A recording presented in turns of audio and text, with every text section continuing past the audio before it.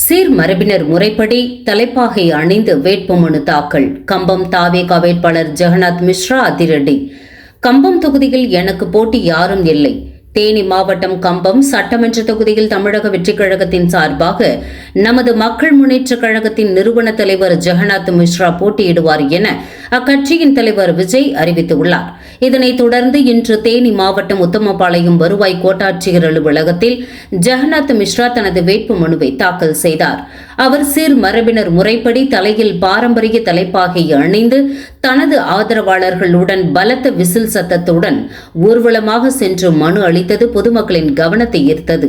உத்தமபாளையம் வருவாய் கோட்டாட்சியர் சையது முகமது இப்ராஹிம் அவர்களிடம் தனது மனுவை அவர் வழங்கினார்.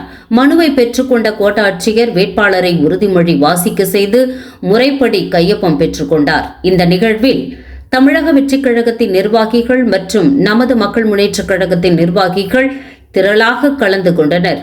மனு தாக்கலுக்கு பின் செய்தியாளர்களிடம் பேசிய ஜெகநாத் மிஸ்ரா கூறியதாவது: தமிழகத்தில் வரவிருக்கும் தேர்தலில் 234 தொகுதிகளிலேயே அதிக வாக்குகள் பெற்று வெற்றி பெறும் தொகுதியாக கம்பம் தொகுதி இருக்கும். இந்த தொகுதியில் எனக்கு போட்டியாக யாரும் இல்லை என்றே கருதுகிறேன். கம்பம் தொகுதியில் புதிய தொழிற்சாலைகளை அமைப்பதற்கும் நீண்ட நாள் கோரிக்கையான அரசு கலைக்கல்லூரியை கொண்டு வருவதற்கும் நான் தீவிரமாக பாடுபடுவேன். எனது தலையில் உள்ள இந்த தலைப்பாகை தமிழகத்தில் உள்ள 2 கோடி சீர் மரபினர்களின் அடையாளமாகும். அவர்களின் உரிமைகளை நிலைநாட்டவே இதனை அணிந்துள்ளேன். இவ்வாறு அவர் கூறினார்.